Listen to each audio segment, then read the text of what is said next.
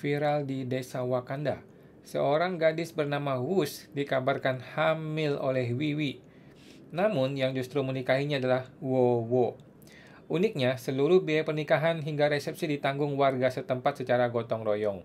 Cerita ini pun langsung jadi buah bibir satu desa, bukan hanya karena kehebohannya, tapi juga karena akhirnya yang tak terduga dan penuh tanda tanya. Wakanda Talks. Wakanda The Untold Story. Ada yang bilang saya tidak ikhlas 1 rupiah pun untuk pajak bla bla bla bla untuk bayar hutang bus. Bukti Wowo adalah cowok Green Flag, sesuai dengan partainya Green Day. Gue kasihan sama Pak Pur, kerja udah berani dar-der-dor sampai buzzer keluar-keluar, atasannya go. Teman-teman, di hari ke-60 Pak Purbaya bekerja ya. Karena kan video ini khusus untuk Pak Purbaya. Hari demi hari kita menanti gebrakan demi gebrakan dari Pak Purbaya ya. Tibalah akhirnya Pak Purbaya harus bisa menerima kenyataan pahit ya. Kenyataan hidup di negeri Konoha ya. Bahwa membangun Indonesia itu tidak segampang mulutnya Purbaya ya. Terlalu banyak kepentingan, terlalu banyak politik, terlalu banyak orang bangsat yang sulit sekali untuk diberantas ya. Sampai hari ini nggak ada satupun ya teman-teman ya, eselon 1 atau eselon 2 yang diberantas sama Pak Purbaya ya. Semuanya hanya omon-omon. Semuanya masih orang lama, semuanya masih sistem lama, semua masih gaya lama ya. Pak Purbaya hanya sendirian melawan semua orang-orang itu. Setelah hari ke-60, gue rasa Pak Purbaya mulai menyadari ya bahwa hidup tuh nggak segampang yang diomongin gitu loh. Kan di hari pertama dia mengatakan, gue akan membangun Indonesia 6%, 7%, 8% ya. Setelah 60 hari, aduh sulit sekali ini orang-orangnya gitu ya. Pada tolol semua gitu. Bosnya sekarang yang bego gitu ya.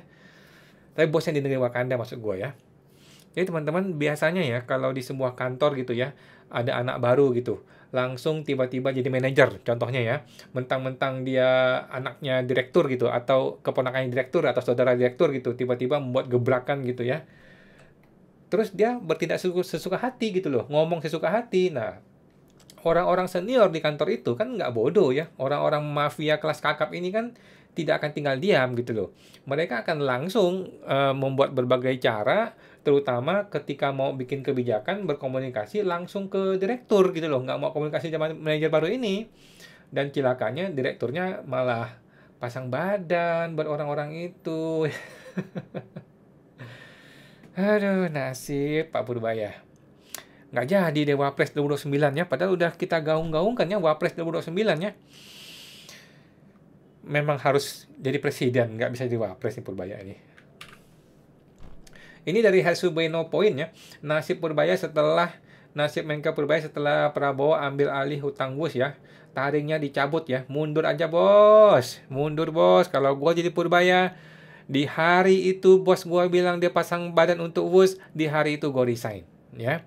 Sayang sekali Pak Purbaya sampai sekarang belum resign, tetapi bukan hanya tidak resign ya, dia bahkan tidak memberikan pendapat apapun mengenai Wus ya.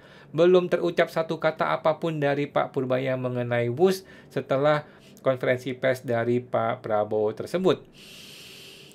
Sulit. Pak Purbaya apakah akan berani menjilat ludah dia sendiri? Kan kemarin dia bilang enak aja lu pakai APBN ya kan? Kan lu punya duit dan antara. Nah, sekarang apakah dia berani bilang, enggak kok, bagus pakai APBN. Kita tanggung jawab, kita akan beresin pakai APBN.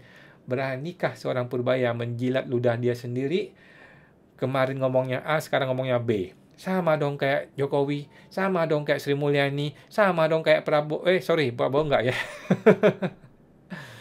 Nasib Pak Purbaya. Purbaya, negara bayar bunga 6% untuk hutang yang tidak terpakai. Oke, Menteri Keuangan mengatakan dana pemerintah yang masih mengendap di perbankan. Lagi-lagi mempermasalahkan dana mengendap di perbankan.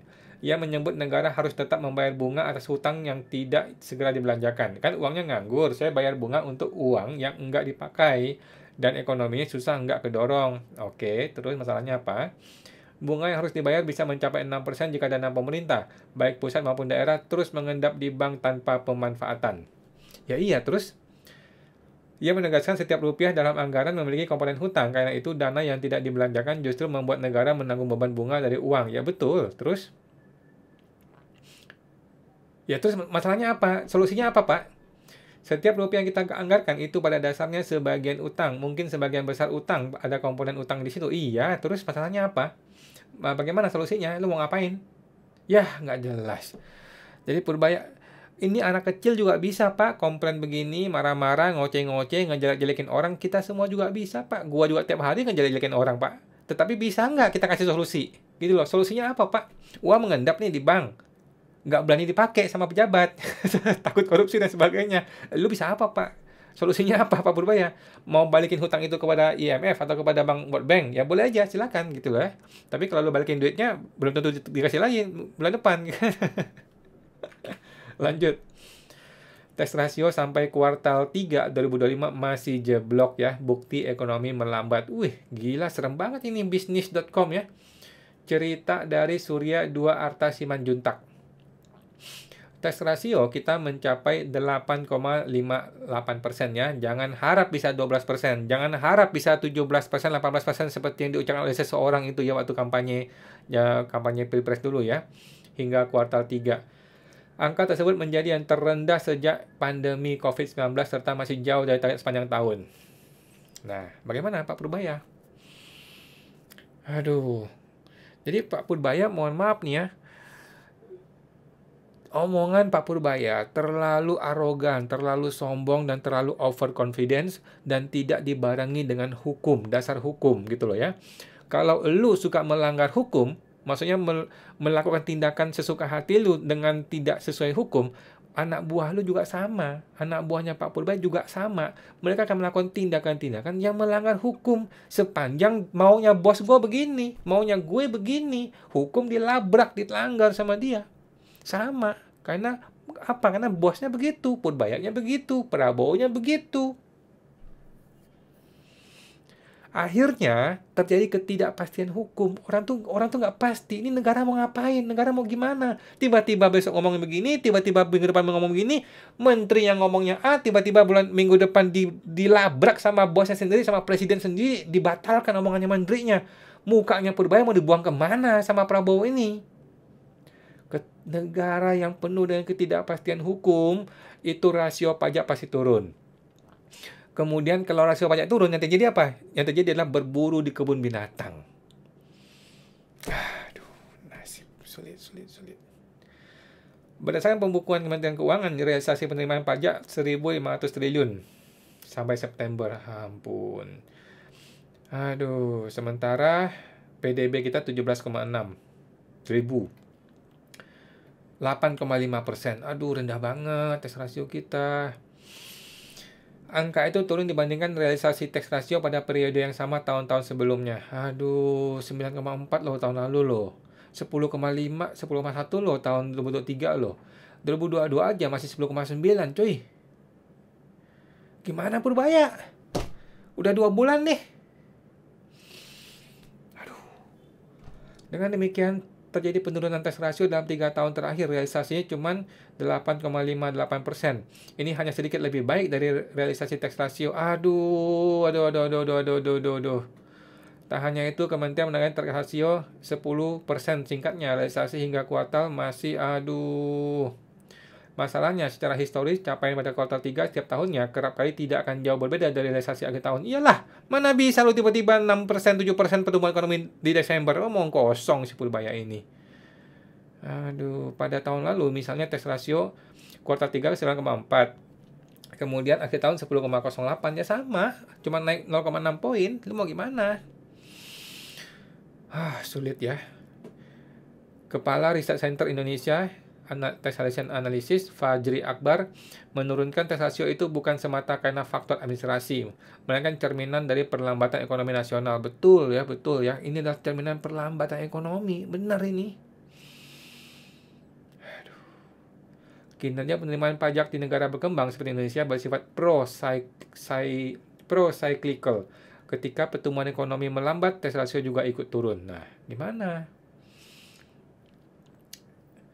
tax ratio ini turun dari tahun lalu ya 9,4. Aduh, ngeri. Jika melihat tren penurunan tax ratio dalam 3 tahun terakhir, maka nampak penurunan tahun ini merupakan yang paling tajam sebesar 0,9. Jadi Purbaya sudah 2 bulan loh. Ada apa ini? Aduh, gimana ya? Dia mengaku memang banyak terjadi gejolak sepanjang tahun ini, dari besarnya restitusi pajak hingga pergantian kepemimpinan otoritas pajak. Hanya saja Fajri menilai faktor restitusi pajak hanya berdampak ke kuartal 1, oke?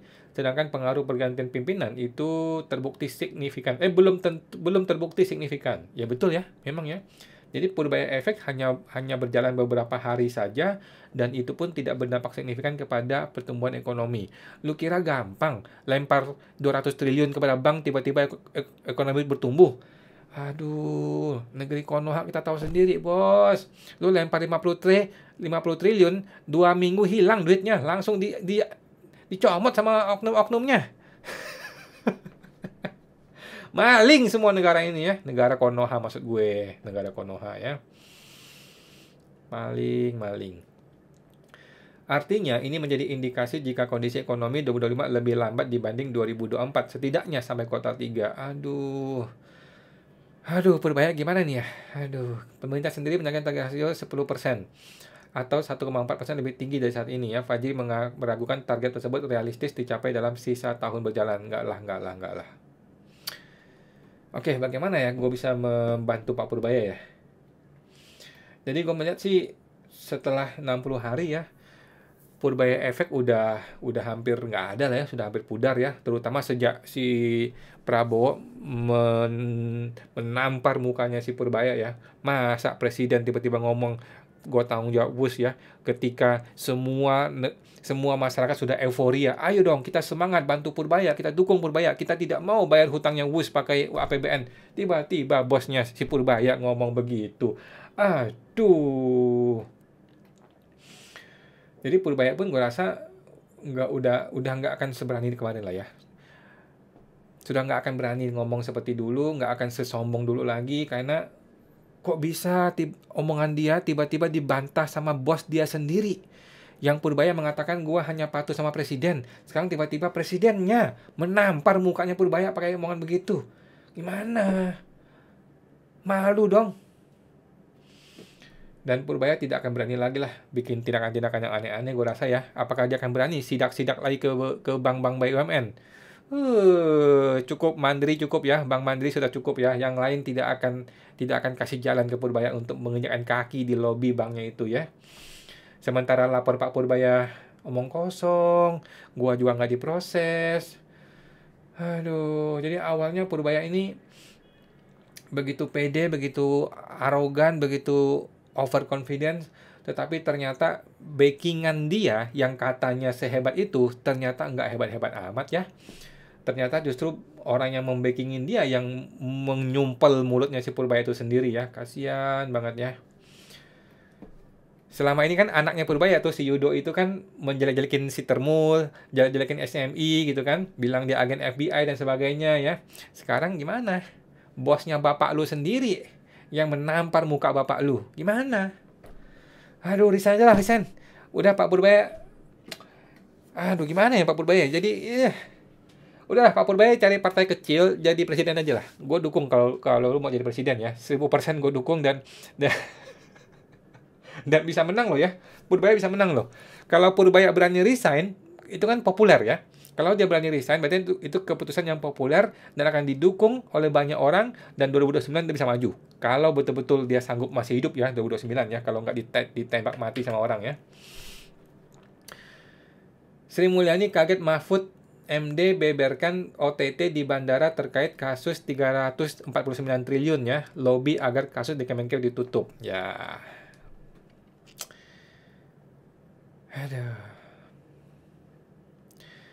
Aduh, negeri busuk nih. Tapi di Konoha teman-teman, yang di Indonesia mah nggak ada yang busuk ya. Purbaya, Cortez bilang belum bisa kita ubah. Dengan TV nggak ada. Jadi saya ngerti sedikit, saya ngerti sistemnya. Jadi saya panggil ahli saya suruh periksa kelemahan jadi mana. Kira-kira udah kelihatan semua kelemahannya, cuman layer 1, layer 2 udah selesai. Layer 3 yang berhubungan dengan aplikasinya belum bisa kita rubah. Kenapa? Karena masih di tangan kontraktornya si LG itu Desember akan dikasih ke kita. Jadi source code-nya LG, kalau nggak salah nih yang gue tangkap ya, source code-nya itu tidak open, kita nggak bisa buka, kita hanya bisa buka setelah Desember. Pertanyaan gue, bagaimana bisa program Cortex yang menghidupi hajat hidup banyak orang, source code-nya itu dikunci sama orang luar negeri? Gimana kalau LG mengatakan kami nggak mau buka selama-lamanya? Mampus kita semua ya, mati kita semua.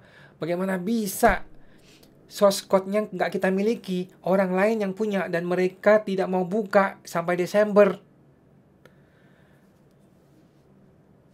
Kalau gue jadi Purbaya ya, It's gue 20 laporin hours. KPK langsung ya. Program pajak pemerintah yang menghidupi, yang mengurus 52 juta wajib pajak. Source code-nya dipegang orang luar negeri dan dikunci dan kita nggak bisa buka, kita nggak bisa edit. Mampus. Ini sama yang tadi ya. Oke teman-teman ya, di hari ke-60 dari 90 hari kita masih terus mengawasi dan memantau dan mengawal Pak Purbaya ya. Sejauh ini sih gue sudah agak males ya ngomongin Purbaya karena sudah kehilangan taring, sudah kehilangan kepercayaan diri. Karena gini, kepercayaan diri Pak Purbaya kan datangnya dari backing Prabowo. Sekarang kan Prabowo sendiri mentah-mentah menampar mukanya Purbaya tanpa sepengetahuan Purbaya, tanpa ngobrol-ngobrol dengan Pak Purbaya, ya kan? Jadi kalau gue jadi Purbaya, gue udah nggak dipercaya sama bos gue gitu loh. Gue nggak dipercaya sama bos gue dan gue juga sudah dijauhi sama menteri-menteri yang lain. Udah lah resign aja, resign. Mau kemana lagi? Ada negara-negara yang memang nggak bisa diperbaiki Pak. Ya mending hidup happy aja lah sama keluarga, sama istri ya, jalan-jalan menikmati hidup, ngapain ngurusin ginian semua. Oke, kita nantikan ya bagaimana Pak Purbaya berikutnya. Sampai jumpa, semoga terbantu.